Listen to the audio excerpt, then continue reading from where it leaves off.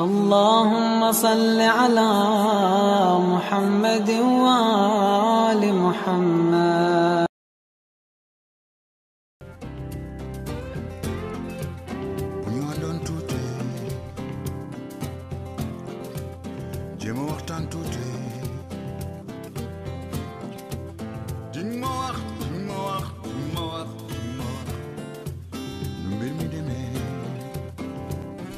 Madame, mademoiselle, monsieur, bonsoir. Temps de parole, le magazine culturel de Canal Info, votre chaîne d'information par excellence, reçoit aujourd'hui un shérif pas comme les autres. Comme on dit, il s'agit de shérif Mohamed Ali Haïdara. Shérif volontiers atypique et citoyen du monde, shérif Mohamed Ali Haïdara se veut à la fois homme de prière, homme de réflexion et homme d'action. Guide d'une communauté religieuse, auteur de nombreux ouvrages sur bien sûr la religion, mais aussi sur les problèmes actuels, Shérif Mohamed Ali Haïdara mène ses actions de développement à travers l'ONG internationale Mosdaïr, dont il est président et fondateur. Bonsoir Shérif. Bonsoir. Et merci d'avoir accepté donc d'être l'invité de ce magazine Temps de Parole. Alors, Shérif, avant Mosdaïr, dont on parlera tout à l'heure longuement, il y avait d'abord une association qui s'appelait Espace pour tous, une association pour l'enseignement et le développement humain d'abord. Effectivement, il y avait l'association Espace pour tous, d'ailleurs qui existait au Sénégal et en France. Et c'est après qu'on a changé le nom, qui est devenu une ONG et devenu aussi Mosdaïr International. Oui, Espace pour tous, ce nom veut dire que tout le monde y trouvait sa place. C'était vraiment l'appel ouvert à tout le monde. Ça. Exactement. Hein? L'objectif, c'était de permettre à tout le monde de s'exprimer à travers cette association. Oui. Voilà. Alors, chérie, vous m'aviez dit quand on préparait cette émission, et je pense que c'est votre vie, vous me disiez, et vous l'aviez souvent rappelé, qu'il faut choisir entre les actes et la parole. Effectivement, vous savez, en général, on a toujours devant nous la possibilité de parler ou de faire. Et effectivement, je pense que nous avons besoin des deux, mais moi, je mets en priorité toujours l'acte d'abord. Oui. Et ensuite la parole.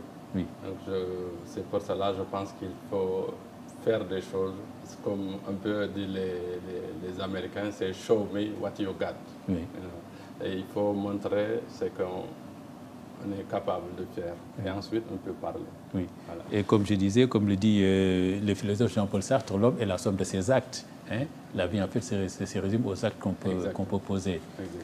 Alors, je disais tout à l'heure, Chérif, dans l'introduction, que vous êtes aussi un homme de réflexion, guide religieux, homme d'action, on le verra, homme de réflexion, homme de prière, évidemment, vous êtes descendant du prophète, mais vous avez publié, d'abord, si je vois un peu ce que vous avez écrit, une contribution qui a été donnée à une conférence internationale sur le thème Sida et religion. Cette conférence, à l'époque, était parrainée par les présidents sénégalais Abdou Diouf et Konan Bédié de Côte d'Ivoire.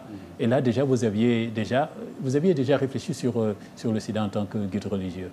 C'est vrai, parce que je crois que ça, c'était vers les années 98. Oui. Il y a eu un colloque international à Dakar et à Abidjan. Oui. Et le thème, c'était le sida et la religion.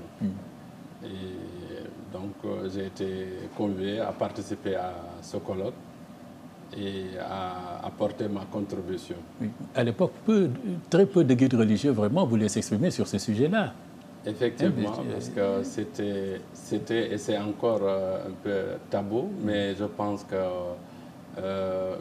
il faut s'exprimer sur des sujets comme ça, parce que ça nous concerne, ça concerne notre santé, ça concerne notre société, et je pense qu'on ne peut pas éluder des questions si importantes. Oui. Et en principe, la religion, que ce soit toutes les religions, en principe, ils ont des situations, des positions tranchées sur la manière de lutter contre le sida. C'est tout simplement l'abstinence. Il y a un proverbe algérien, je pense, qui dit que la mouche n'entre pas dans une bouche fermée. Et puis, bon, voilà. Et vous, quelle a été la position que vous avez défendue? Moi, je pense que cette maladie, c'est contrairement à ce que beaucoup de gens pensent, que c'est une maladie comme les autres, même si elle a ses particularités. Et bon, ce n'est pas une raison pour diaboliser les malades ou pour isoler des malades ou les traiter différemment que les autres malades. Je pense que l'être humain n'est pas créé parfait. C'est-à-dire que nous ne sommes pas parfaits. Donc, on ne peut pas aujourd'hui demander à tout le monde, leur dire que, bon, il faut l'abstinence. Je pense qu'il faut aussi être réaliste et accepter que nous sommes dans une société où il y a plusieurs types de personnes. Il y a plusieurs façons aussi de voir et de croyances. Donc, moi, par rapport à ça, je me souviens très bien, il y avait un professeur qui a fait un exposé en expliquant qu'il y avait des risques et qu'il pensait même qu'en 2015, 80% des Africains allaient mourir du sida parce que tout simplement le traitement coûtait à l'époque énormément cher et les autorités religieuses ne voulaient pas en parler, donc il n'y avait pas de sensibilisation. Donc en se basant sur ces données-là, il était très très pessimiste. Et moi, je ne voyais pas les choses de la même manière.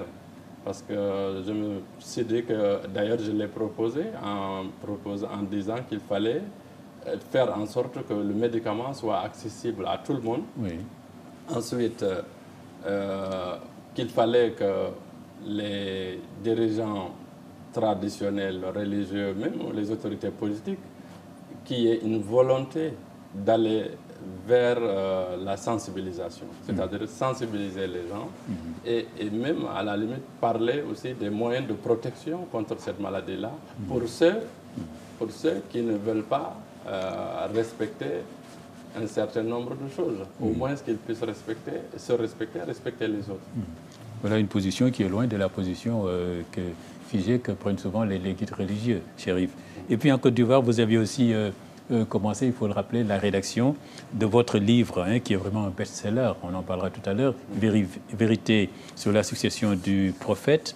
Alors, édité en 2005, donc 10 ans après. Pourquoi ça a pris autant de temps? D'abord parce que moi, j'ai commencé à écrire à Abidjan, mais pendant ce temps, je voyageais beaucoup. Et je lisais beaucoup, je faisais des recherches et j'avais beaucoup de travail. Je n'étais pas encore stable. Donc, j'avais besoin d'être posé quelque part et pour commencer maintenant à publier ce que j'ai écrit et en même temps présenter tous les travaux que j'avais entamés. Et pourquoi on voit 10 ans que c'est un travail auquel vous avez donné du temps et donc un travail important pour vous, vous êtes shérif, et puis la question de la succession du prophète, évidemment, ne peut être qu'importante pour vous. Et puis vous dites vérité. Donc il y a des vérités à rétablir. Effectivement. D'abord, ce n'est pas en réalité que ce livre.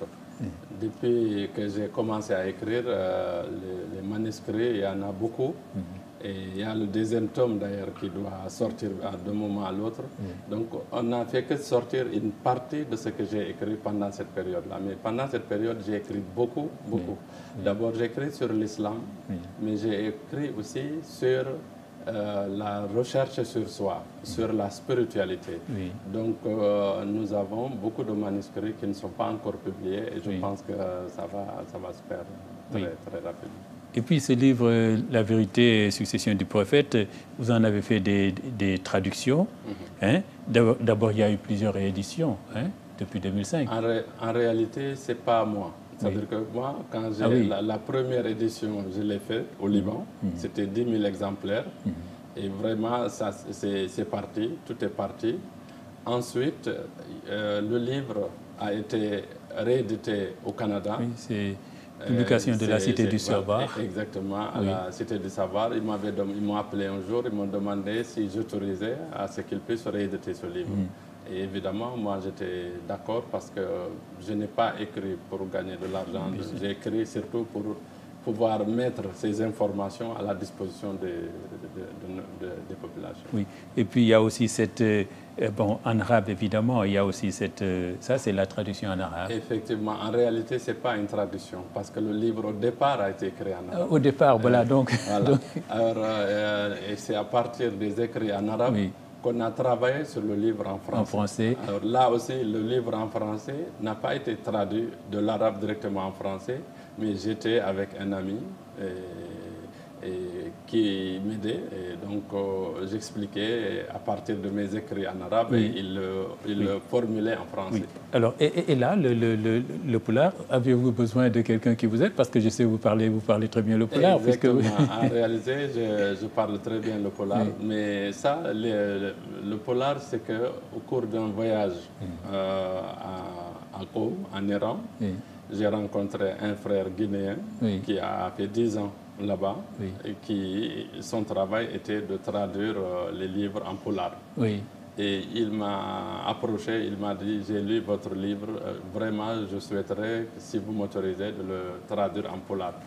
Je lui ai dit évidemment que j'étais d'accord et donc le livre a été traduit. Oui, donc c'est des traductions que vous n'avez pas proposées, c'est les gens qui se sont intéressés. Je pense que voilà, c'est les gens qui avaient besoin de ça et on a fait ça. Et le titre en pulaar, c'est comment faut-il le lire? Alors, le titre en pulaar, ce qu'ils ont écrit là, c'est l'homme taré, c'est-à-dire c'est la succession de notre prophète Mohammed sallallahu alayhi wa sallam. D'accord. Gongadji, quoi, l'homme taré. Voilà, c'est ça. Exactement. Alors, et puis, comme on dit, alors vous avez aussi écrit sur prière du prophète selon les Ahlul Bayt. Ça, c'est en français. Alors, qu'est-ce que vous avez voulu montrer dans... Bon, j'ai créé, parce que notre prophète a toujours dit, faites les ablutions comme vous me voyez le faire et priez comme vous me voyez prier. Oui, il est le modèle, oui. Voilà, il est le modèle. La référence. Et comme il est le modèle et la référence, et qu'aujourd'hui, malheureusement, nous voyons les musulmans faire les ablutions de plusieurs manières, faire les prières de plusieurs manières. Bon, moi personnellement, je pensais que c'était nécessaire de donner aussi aux gens qui sont derrière moi, qui croient en moi, la version que je pense être authentique. Et donc, de la prière et des ablutions de notre prophète. Et puis, il y a aussi cet autre ouvrage, toujours de vous, c'est Ashura, jour de fête ou de deuil. Hein? Ça, c'est un compte-rendu des conférences internationales que vous organisez ici, toujours par l'Institut Mosdaïr. Effectivement. En réalité, en 2007, nous avons organisé un colloque international sur le Ashura. Et le thème était Ashura, jour de deuil ou jour de fête. Voilà. Parce que en réalité, dans nos pays, ce jour-là, c'est un jour de fête, considéré comme un jour de fête. Mais la réalité est que c'est un jour aussi, c'est un jour, je pense, c'est pas un jour de fête, c'est un jour de deuil et de tristesse. Voilà. Donc, ce livre, c'est le fruit de ce colloque où, quand même, on a réuni beaucoup de savants, chercheurs, d'ailleurs chiites et sunnites. Dans le souci toujours de rapprocher la communauté musulmane. Et donc, c'est les actes de ce colloque qui ont donné ce livre. Oui. Et puis, Chérif Mohamed Ali Aïdara, après votre séjour en Côte d'Ivoire, vous êtes venu à Dakar. Vous êtes venu à Dakar. Et là, ça a été la création de l'Institut Mosdaïr International. Et l'objectif ne change pas, c'est toujours la lutte contre l'ignorance et la pauvreté. C'est ça, parce que je pense que nous avons des mots, et moi j'ai vraiment vécu ça, j'ai connu ça pendant mon enfance et dans mon environnement. J'ai vu que ces mots-là, c'était la maladie, c'était l'ignorance, c'était la pauvreté. Et votre enfance, ça s'est passé dans le sud du Sénégal? Dans le sud du Sénégal, oui. Plus précisément dans le département de Vélingara. Oui. Moi, je suis né à Daro Hijratou. Oui. Et mon père est au Sénégal bien avant les indépendances, qui est un shérif de la tribu Laglal en Mauritanie. Donc nous, là-bas en Mauritanie, la famille est connue sous le nom de El Shérif Lakhal, c'est-à-dire la famille du shérif noir. Donc, et ma mère, elle est de la Casamance là-bas. Donc, j'ai grandi dans cette région. Oui. Et je sentais que je devais faire quelque chose, même si je ne peux pas tout changer, mais oui. Au moins j'aurais fait ma part quoi, pour aider oui. Les gens. Et la priorité, c'était vraiment la lutte contre la pauvreté et l'ignorance. Alors, Mosdahir peut se traduire par... comment on traduit Mosdahir? Alors, développement. Mosdahir, c'est tout ce qui se développe, oui. s'épanouit et oui. grandit. Oui. Voilà. C'est l'épanouissement, quoi. C'est quelque chose qui grandit et qui fleurit, et voilà, qui se développe. Vous disiez hier en poulard, c'est Bamtare. Voilà, en quelque sorte, c'est Bamtare, oui. tout ce qui va à l'avant. Oui, voilà. Ce qui progresse. Exactement, oui, ce qui progresse. Alors, et c'est peut-être ça qui explique votre ambition quand on voit la documentation importante vraiment que j'ai eue moi à l'Institut Mosdahir pour préparer cette émission, en plus de la discussion que j'ai eue avec vous et vos collaborateurs, Chérif. Alors, votre ambition de créer partout au Sénégal des sortes de centres, mais des centres qui sont multifonctionnels, une école, une mosquée, et toujours avec un progrès de développement intégré, de développement durable. Oui. Hein? C'est-à-dire que moi, je pense qu'on ne peut pas faire la... C'est-à-dire qu'on ne peut pas séparer l'éducation, développement et santé. C'est-à-dire que c'est un peu un cercle vicieux parce que quelqu'un qui n'est pas en bonne santé ne peut pas faire le développement. Et quelqu'un qui n'est pas bien éduqué aussi ne peut pas travailler. Donc je pense j'ai pensé qu'il fallait nécessairement combiner les trois, c'est-à-dire construire des écoles, même des mosquées, mais faire aussi des projets de développement, des centres de santé. Et d'ailleurs, c'est ce que nous avons commencé à faire. Au niveau de Dakar, nous avons à Yoff Virage, le siège de Mosdahir. Nous avons l'école supérieure Hassanaïn en Bao. Nous avons l'école Zahra à Dara Djolof, avec une mosquée évidemment qui est en construction. Et un projet de développement aussi. Et nous sommes à Kolda, et nous sommes dans un gros village qui s'appelle Teyel, là où on a construit une école et une mosquée, et en même temps un projet aussi de développement. Et on a fait la même chose dans un autre village qui s'appelle Foulamori, toujours dans la région. Donc, quand je parle d'école, je ne parle même pas de Dara moderne, non. Même pas. Je parle d'une école. Dans nos écoles, ce que nous voulons, c'est enseigner le programme national, le programme du pays, et en même temps enseigner l'éducation religieuse. Donc ce que nous souhaitons, c'est de pouvoir mettre ces écoles-là à la disposition des PCR, à la disposition de l'État, c'est-à-dire pour que soit enseigné dans ces écoles-là le programme du pays. Et en même temps, nous, en tant qu'Institut Mosdahir, nous avons des professeurs, des enseignants en langue arabe.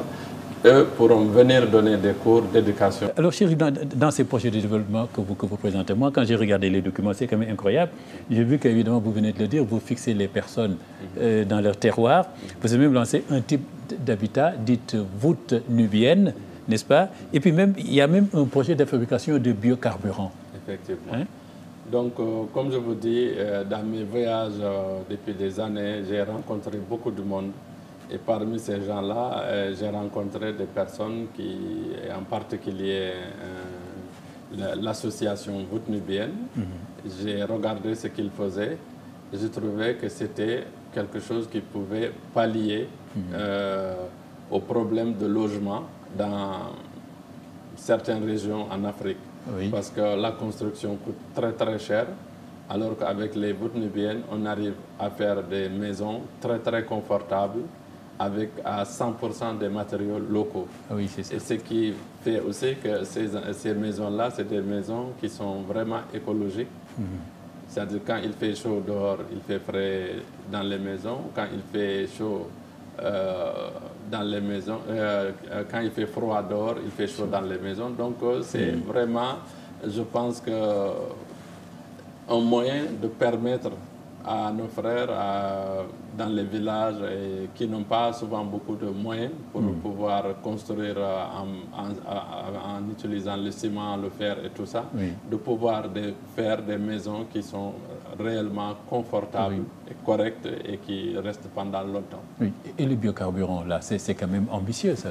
Voilà, le biocarburant, c'est depuis des années, moi déjà, et mon frère aussi, j'ai un de mes frères on a toujours été contre la déforestation. On a été toujours, on était très proche de l'environnement parce qu'on a grandi dans les villages et tout ça. Et moi, quand j'étais petit, il y avait des rivières, il y avait des forêts. Aujourd'hui, ils ont tout coupé. Donc, en pensant à ça, c'est comme ça que l'idée de faire le jatropha est arrivée. Parce que cette plante-là nous permet d'abord de faire, faire le reboisement. Mais en même temps, ça nous permet de faire en culture intégrée, c'est-à-dire voir avec tous nos frères villageois pour que dans leur champ, ils puissent utiliser cette plante comme brise-vent ou bien le mettre autour de leur champ. Et en même temps, on pense aussi faire des champs pleins de jatropha. Donc, ça nous permet de reboiser, mais aussi d'utiliser les produits de ces arbres-là, de ces plantes-là, pour faire du gasoil. Et qui pourra permettre encore toujours à ces populations des zones rurales de pouvoir utiliser ce gasoil pour les motopompes, pour les groupes électrogènes, pour leur mobilette et tout ça. Et on peut même aller au-delà, mais ça permettrait de changer la vie dans la zone rurale. Dans la zone, oui. Et alors, vous n'interdisez pas, là, vous parlez de la zone rurale, mais vous avez aussi, moi j'ai parlé tout à l'heure de projets ambitieux, vous avez aussi un grand projet ambitieux pour Dakar, où vous avez un projet sur 20 000 mètres carrés, mais là, vous voulez faire école, évidemment, mosquée, chaîne de radio, chaîne de télé. Bon, c'est vrai. Avant de répondre tout de suite à ça, je disais aussi que ce projet de jatropha, il y a quand même des partenaires européens qui ont un certain niveau et parmi eux, il y a l'ancien directeur de la fondation Clinton. Voilà. Et pour revenir à la question concernant Dakar... C'est vraiment une grande ambition, ça. Exactement, exactement. En ce qui concerne le projet à Dakar, effectivement, on souhaite faire une académie, c'est-à-dire où on peut prendre l'enfant de maternelle jusqu'à l'université. Et en même temps, faire effectivement un siège, une mosquée, un lieu de prière, mais un lieu aussi où on peut faire la recherche sur soi, où on peut organiser aussi des conférences où tous les musulmans peuvent se rencontrer et échanger. Et donc, effectivement, nous avons ce projet-là à Dakar. En ce qui concerne maintenant la chaîne de télévision, radio et tout ça, c'est des rêves. C'est des rêves parce qu'il ne suffit pas d'avoir les moyens de le faire, mais il faut aussi que ce soit possible de le faire. Voilà. Mais ça fait partie du projet ambitieux des rêves. D'accord. Alors, à 17 ans, vraiment, vous êtes carrément allé à la découverte, j'ai même envie de dire à la conquête du monde. Effectivement. Et votre formation spirituelle, elle était achevée? Bon, je pense qu'une formation spirituelle n'est jamais achevée. N'est jamais achevée. Seulement, je pense qu'on continue à faire cette formation, à faire la recherche jusqu'à la fin de sa vie. Mais je pense que quand j'ai quitté le Sénégal, j'ai été au Mali, ensuite en Côte d'Ivoire, où j'ai rencontré Amadou Hampateba, plusieurs fois d'ailleurs. Et jusqu'à maintenant, je suis d'ailleurs très lié à sa famille, mais aussi j'ai rencontré beaucoup de personnalités comme lui. Et des personnalités aussi que ce soit politique ou religieux ou dans le business, dans le travail. Donc, un peu partout dans le monde, ça m'a permis d'avoir une autre vision de la vie. Oui, est-ce que cela a influencé votre conception du rôle de guide religieux que vous êtes? Oui, je pense que tout ça a fait que j'ai senti vraiment, j'ai pu mesurer la responsabilité d'être un guide religieux ou d'être une référence dans quel que soit le domaine d'ailleurs. Oui. Et ça m'a permis de comprendre aussi mes devoirs. Oui. Oui. Alors c'est pour ça que j'ai dit que vous êtes un shérif, alors polyglotte, multiculturel aussi. Vous parlez français, c'est évident, l'arabe, puisque vous écrivez en arabe aussi, vous parlez le peul, vous parlez l'anglais, je ne sais pas s'il y a une autre langue que j'oublie. Oui. Alors est-ce que cela aussi explique cette culture multiple qui est en vous, le fait d'être polyglotte, cela peut-être explique cet éparpillement de votre communauté un peu partout aux quatre coins du monde? Effectivement, c'est pour cela, je pense que d'abord, c'est lié d'abord à l'environnement où j'ai grandi, où il y avait plusieurs déjà types de cultures. Mais ensuite, j'ai vécu dans le monde arabe, j'ai vécu en Occident, j'ai vécu aux États-Unis. Donc ça m'a permis de parler plusieurs langues. Mais aussi, ça a fait de moi un homme qui peut parler à tout le monde, qui peut discuter avec tout le monde. C'est-à-dire que quand je vois des gens souvent me donner une étiquette d'un pays ou tel pays, et je pense qu'ils se trompent parce que moi, je suis en réalité international. Je suis en mesure de discuter avec tout le monde, de parler, d'échanger avec tout le monde et de vivre avec tout le monde en toute intelligence, sans vraiment... Alors, Cheikh Mohamed Ali Aidara, ici au Sénégal, à Dakar, vous avez autour de vous des chiites sénégalais. Alors, moi, ma curiosité, ma question, c'est de savoir qui sont-ils, d'où viennent-ils, de quel milieu, parce que les Sénégalais ont l'habitude d'être dans des confréries. À moins que, je ne sais pas si moi, d'ailleurs, le chiite, c'est une confrérie. Alors, et puis aussi, j'ai envie de savoir qu'est-ce qu'ils cherchent auprès de vous, qu'est-ce qu'ils trouvent, ce que vous leur apportez. C'est ces chiites sénégalais. Effectivement. Parce que quand on parle de la communauté chiite sénégalaise, donc c'est très large, parce que vous avez beaucoup de cadres, que ce soit beaucoup de cadres qui sont autour de moi. Et c'est la majeure partie de ces cadres-là, c'est des gens qui ont fait leurs propres recherches, qui ont réussi à sortir du fait que certains disent, bon, mon père est musulman, ma mère est musulmane, bon, mais je pratique ce que j'ai trouvé là et puis je fais rien. Je pense que, et ça, c'est des gens qui ont eu le courage de dire que, bon, il faut que je fasse des recherches, il faut que j'essaie de comprendre mieux ma religion. À travers ces recherches-là, je pense qu'ils ont compris que l'islam vrai et authentique, c'était l'islam enseigné par la famille du prophète. Donc, il y a beaucoup de cadres comme ça au Sénégal, et en particulier dans le sud du Sénégal, parce que tout simplement, c'est des personnes qui ont toujours évolué dans un environnement de Ahlul Bayt. D'abord, mon père qui était là, qui connaissait très bien, et certains ont grandi avec moi. Et c'est des imams aujourd'hui dans des mosquées et tout ça, et dans les villages. Ces gens-là, ils sont chiites parce qu'ils ont côtoyé des chiites, ils ont écouté, entendu, et pratiqué, et vécu avec eux. Oui. Peut-être pour ceux qui écoutent et qui ne savent pas, ceux qui nous regardent, il faut préciser qu'est-ce que c'est Ahlul Bayt. Alors, Ahlul Bayt, c'est-à-dire que dans le monde musulman, vous avez deux grands groupes dans l'islam. C'est-à-dire que vous avez ce qu'on appelle Ahlul Sunnah wal Jama'a, et vous avez ce qu'on appelle les Ahlul Bayt, c'est-à-dire les chiites. Alors, Ahlul Sunnah wal Jama'a, c'est qu'après la mort, l'assassinat de l'imam Ali, et son fils Al-Hassan, qui était son successeur, a hérité d'une armée très affaiblie, et il n'avait pas les moyens ni les possibilités de faire face à l'armée omeyyade dirigée par Muawiyah.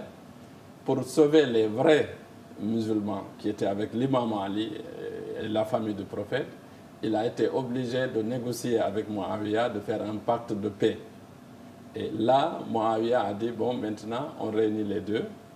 Donc, les Ahl Sunna, qui sont les vrais chiites, et Wal Jama'a, et ceux qui étaient les partisans de Muawiyah. Et l'ensemble, on a appelé ça Ahl Sunna Wal Jama'a. Mais en réalité, ceux qui étaient avec l'imam Hassan, et jusqu'à aujourd'hui, qui suivaient l'imam Al-Hassan et l'imam Ali, et les 12 imams de Ahlul Bayt, c'est ces gens-là qu'on appelle les chiites. Parce que le mot shia, ça veut dire partisan. Dans le Coran, Dieu parle, il dit « Wa inna min shi'atihi la Ibrahim ». C'est-à-dire que même Abraham, notre prophète Ibrahim, faisait partie des partisans de notre prophète Mohammed. Parce que notre prophète a été créé avant même Adam, son esprit et son roh. Et effectivement, donc, il était le premier des prophètes et le dernier des prophètes. Donc, le mot Shia est beaucoup utilisé dans le Coran pour désigner, à chaque fois qu'on parle d'adou, ennemi, on parle de Shia. Hada min shi'atihi wa hada min adoui. Voilà, celui-là c'est son partisan, celui-là c'est son ennemi. Donc le mot Shia signifie les partisans de Ahlul Bayt. Voilà. Les chiites au Sénégal, c'est une minorité? Non, mais non, vous me dites il y a beaucoup de personnes. Je pense que c'est une minorité, mais ils sont là. Et ils sont là. Et en même temps aussi, tout à l'heure, j'ai décrit que deux types, c'est-à-dire les cadres qui ont fait des recherches et des gens qui suivent leur cheikh, s'ils disent faisons comme ça, on fait, ou faisons comme ça, on fait, qui sont souvent beaucoup derrière moi. Mais il y a aussi des gens qui sont chiites depuis en réalité, le Shia est arrivé en Afrique avant que ça n'arrive en Iran, comme l'islam est arrivé en Afrique avant que ça n'arrive à Médine. Donc, le Shia est venu avec les Idrissites, avec l'arrivée des descendants du prophète en Afrique de l'Ouest. Donc, et depuis lors, il y a des chiites un peu partout. Il y a des pays où les situations du pays fait qu'ils ne peuvent pas peut-être se manifester ou s'exprimer, mais ils sont restés chiites. Et ensuite, il y a ici au Sénégal aussi la communauté libanaise. Et aujourd'hui, on dit communauté libanaise, mais moi, j'aime pas trop cette appellation parce que je pense que c'est plus des Libanais, c'est des Sénégalais. Parce que c'est très difficile que vous rencontrez aujourd'hui un Libanais qui est venu lui-même du Liban. C'est tous les parents qui sont venus. Ils sont nés ici, donc ils sont sénégalais. Donc ces gens-là aussi, ils sont chiites. Pour qu'un Sénégalais parmi vos disciples soit chiite, alors il faut qu'il ait fait des recherches. Le problème, c'est qu'il faut comprendre, c'est que avant l'avènement de l'islam, l'Arabie de façon générale, et en particulier Mecca, la Mecque, là, il y avait un pouvoir qui était là. Et ce pouvoir-là était tenu par des notables de Quraysh qui étaient là. Il y avait tout un système qui était basé sur celui qui avait plus d'esclaves, celui qui avait plus de tel ou de tel. C'était le plus fort. Alors, quand notre prophète est venu et il a amené le message, il a reçu la révélation, ces gens-là, ils se sont sentis menacés. Parce qu'ils ont dit que si on suit ce qu'il dit là, ça veut dire que c'est tout notre système qui va s'écrouler. C'est notre système économique, social et tout ça qui va s'écrouler. Donc c'est pour cela les notables de Mecca, pendant 13 ans, ont résisté au prophète et ont empêché que l'islam puisse s'implanter dans cet endroit-là. Ce qui a fait d'ailleurs qu'à un moment donné, que tous ceux qui se convertissaient, qui étaient souvent subissaient beaucoup de pression, le prophète les envoyait en Afrique. C'est ce qui m'a fait dire tout à l'heure que l'islam est arrivé en Afrique avant Médine. Et ensuite, le prophète a reçu l'ordre d'émigrer, d'aller vers Médine. Effectivement, quand il est arrivé à Médine, contrairement à ce que les gens pensent et disent, le prophète n'a jamais fait une guerre offensive. Toutes les guerres qu'il a faites, c'était des guerres défensives. Donc, la preuve, c'est que toutes les batailles se sont déroulées autour de Médine. Ça veut dire que les Arabes venaient de Mecca, de la Mecque, l'attaquaient et lui, il sortait pour se défendre. Mais quand ce système de gouvernement islamique est devenu un système irréversible, quand on fait un coup d'État, même ceux qui ne sont pas d'accord applaudissent. Alors, ce qui s'est passé, c'est que le jour de l'ouverture de Makkah, Yawm Fath Makkah, le prophète, quand ils ont compris, ils rentraient à la Mecque et qu'il était en position de force, et ils ont accepté de se soumettre. C'est pour cela d'ailleurs, quand Dieu parle dans le Coran, il dit, les Arabes ont dit, nous croyons. Dieu a dit au prophète, dit, non, dites, vous êtes soumis, mais vous ne vous croyez pas. Qalat al-Arabu amanna. Il dit non, ne dites pas amanna, mais dites aslamna, c'est-à-dire nous sommes soumis. Donc ces gens-là se sont réunis, le prophète a accepté de les amnistier. D'ailleurs, on les appelle at-tulaqa. Et ils se sont réunis tous, et le prophète a dit tous ceux qui sont trouvés dans la maison d'Abu Sufyan, alors ces gens-là, ils sont amnistiés. Et donc on les appelle at-tulaqa. Et leur chef, c'est Abu Sufyan, qui faisait face au prophète pour empêcher que l'islam s'implante dans la Jazirat al-Arab. Donc ce Abu Sufyan, c'était un chef, un notable. Il a dit, bon, maintenant qu'on n'a pas le choix, on est obligé de se convertir pour sauver notre vie et nos biens et nos femmes, parce que sinon tu vas te faire tuer, on prend ta femme et tes biens et tout ça. Donc on se convertit, mais ils ont tout de suite organisé un lobby très très puissant autour du prophète. Et après la mort du prophète, ils ont pris le pouvoir. Et d'ailleurs, après, celui qui a été aussi en face de l'imam Ali, jusqu'à finalement qu'il a réussi à le faire tuer, c'était le fils de Abu Sufyan, Muawiyah. Et lui-même, Muawiyah, sa mère, c'était Hind, la femme de Abu Sufyan, qui avait mangé, léché le foie de Hamza, le cousin du prophète. Et ensuite, c'est le petit-fils de Abu Sufyan, c'est-à-dire le fils de Muawiyah, qui a massacré le petit-fils du prophète, Al-Hussein, à Karbala, avec la quasi-totalité de la famille du prophète. Donc voilà comment ça c'est ça qui a permis aux Omeyyades de prendre le pouvoir. Et finalement, ensuite, il y a les Abbasides. Pendant un siècle, c'était les Omeyyades. Après, il y a les Abbasides. Et après les Abbasides, ils ont ouvert la porte à tout le monde, ce qui a fait que n'importe qui pouvait prétendre diriger la Oumma islamique, quel que soit sa race, son niveau d'instruction, sa position, quelle que soit là. Donc c'est ça qui a amené un peu aujourd'hui le désordre qu'il y a dans le monde. Oui, alors est-ce pour ça que dans ce livre, Vérité sur la succession, vous insistez sur l'imama et son importance? C'est à cause de cela? Bien sûr, parce que l'imama, c'est une question que beaucoup de personnes ne comprennent pas et qui est très importante. Je vous donne un exemple simple. Le prophète Abraham était l'ami de Dieu.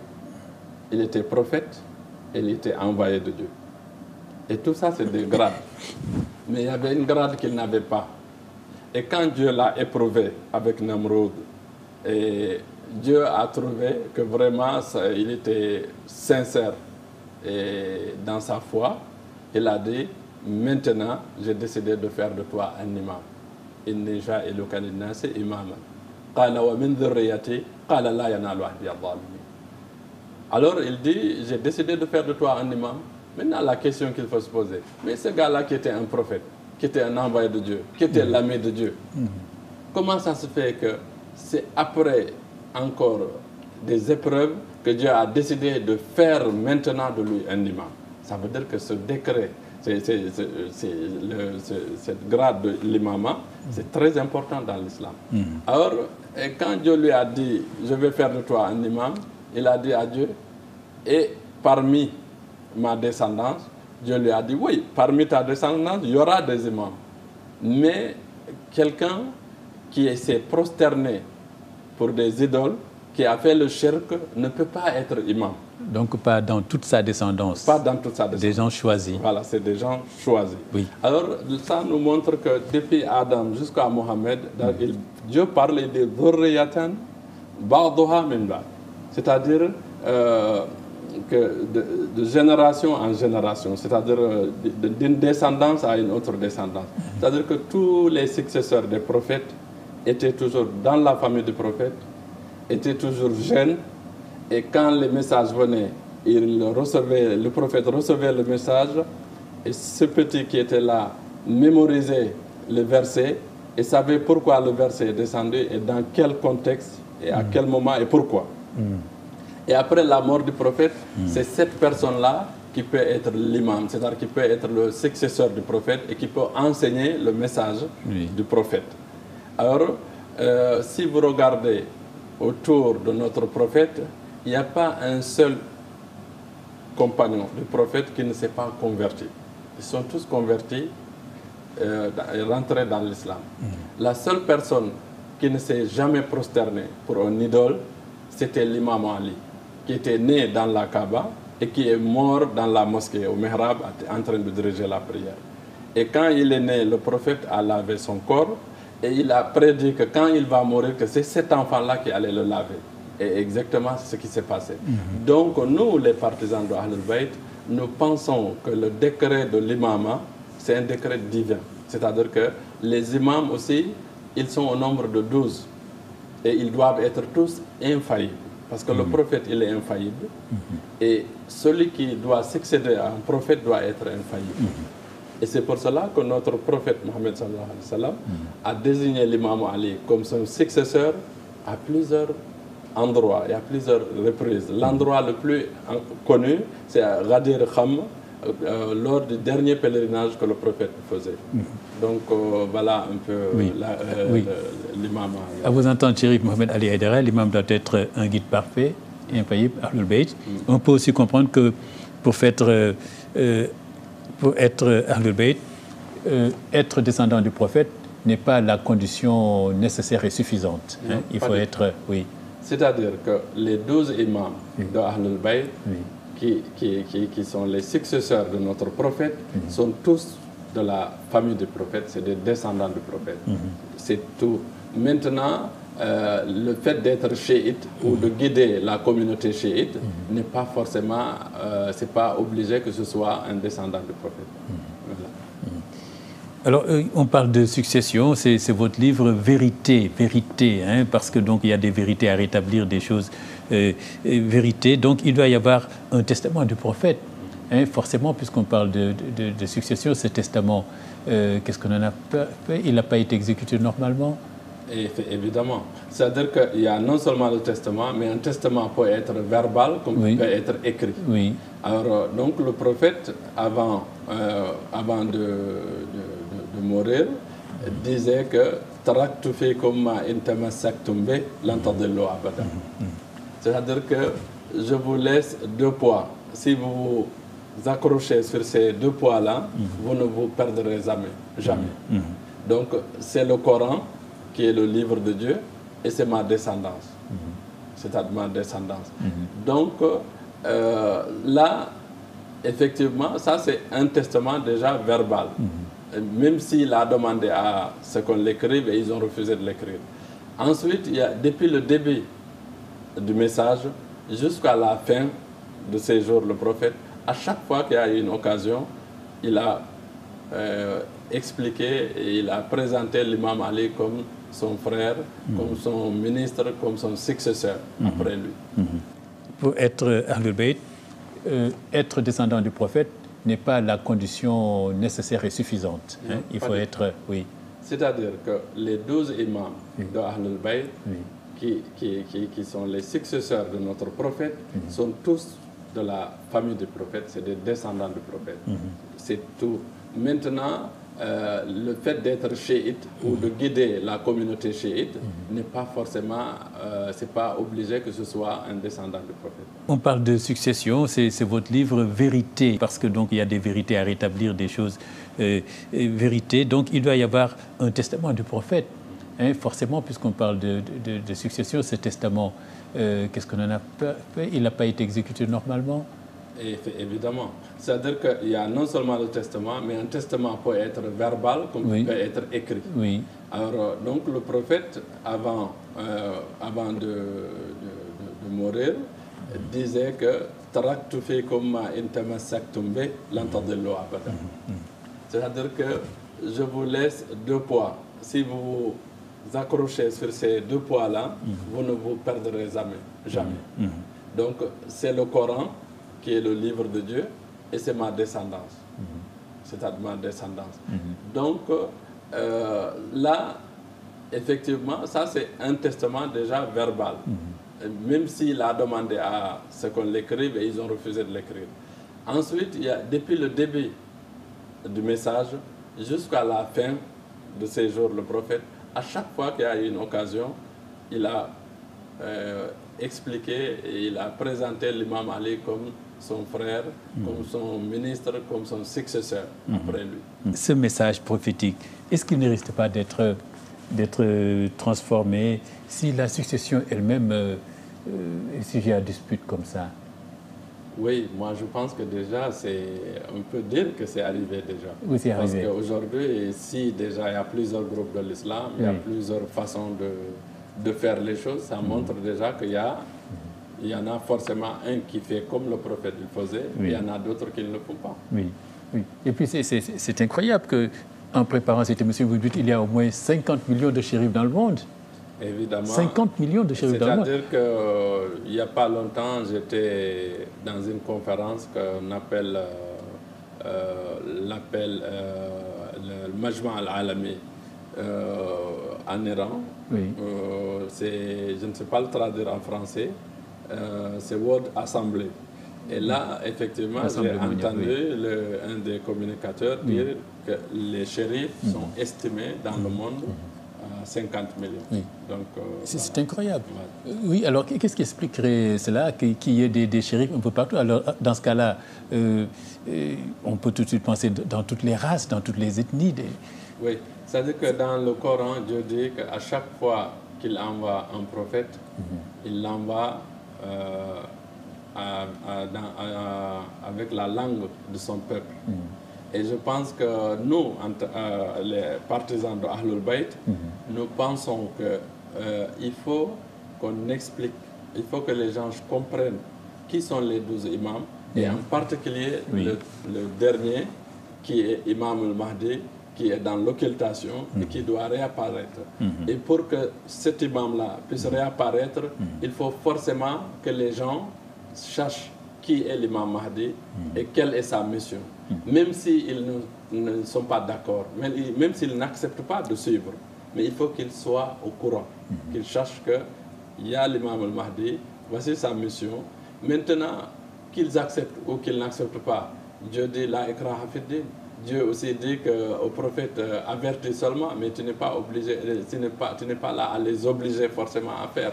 Maintenant, c'est ça qui fait que on pense qu'avant le retour de l'imam al-Mahdi, dans toute la planète, sur toute la planète, il y aura des descendants de prophètes qui sont nés dans chaque région et qui parlent la langue de cette région et qui ont la culture de cette région. Et qui devront être aussi un peu les ambassadeurs de cet imam. Oui, donc sur n'importe quel point de la planète, on peut trouver un shérif descendant du prophète. Moi, personnellement, j'en ai rencontré en Espagne, en Chine, en Inde, voilà, aux États-Unis. Donc on peut les trouver partout.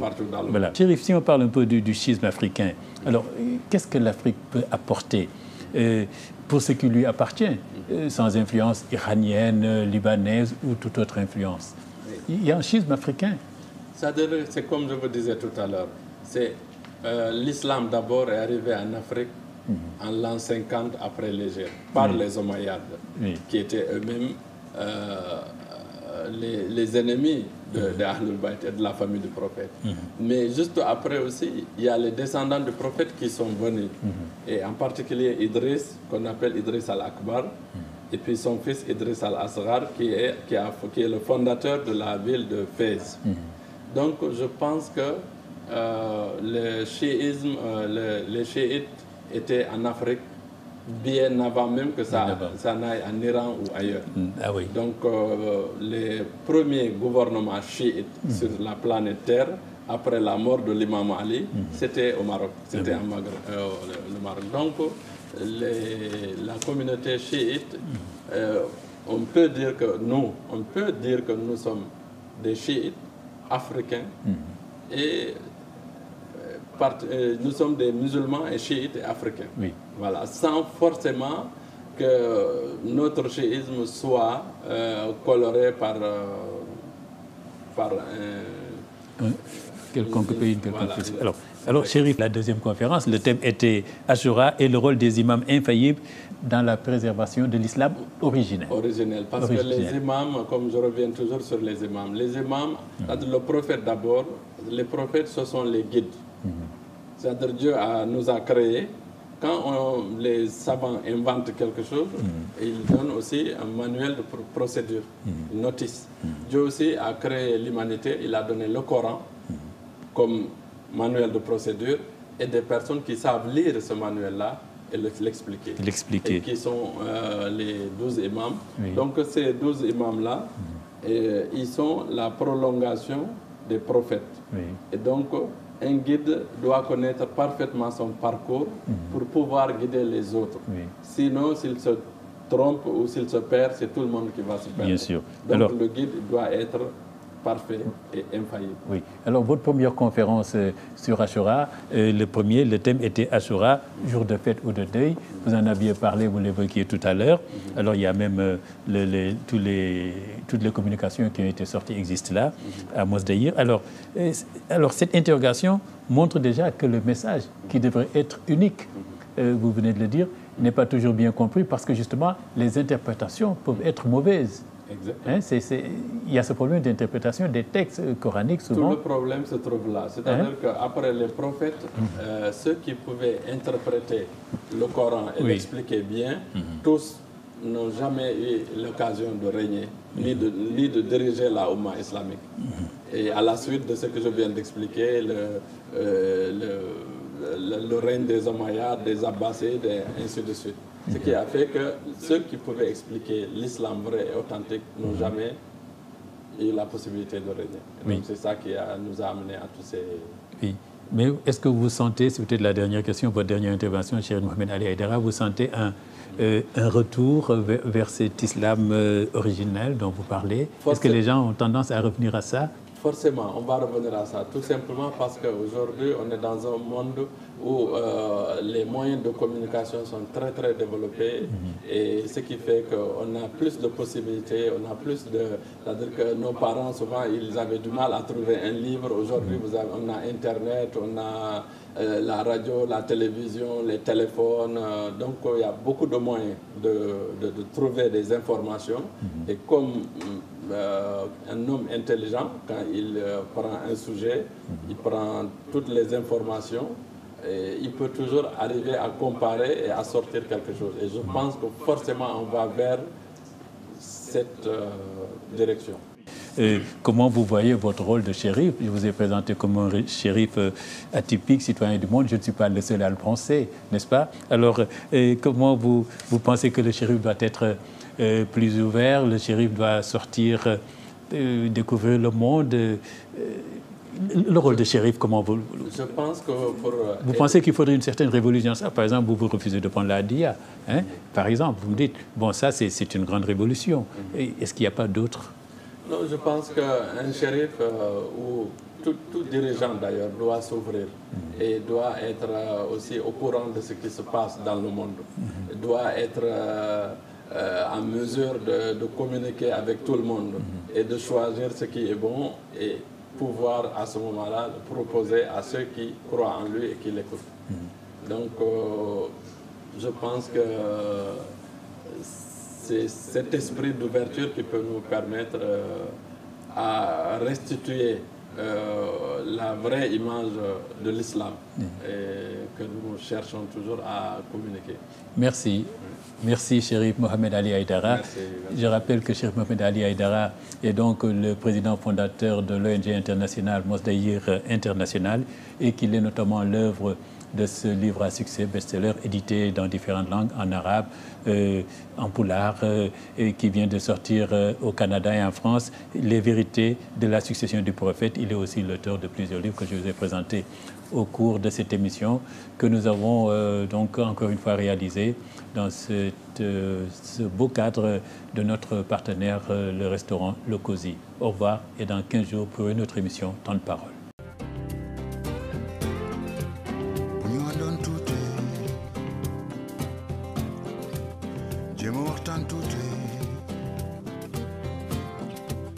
Diñ ma wax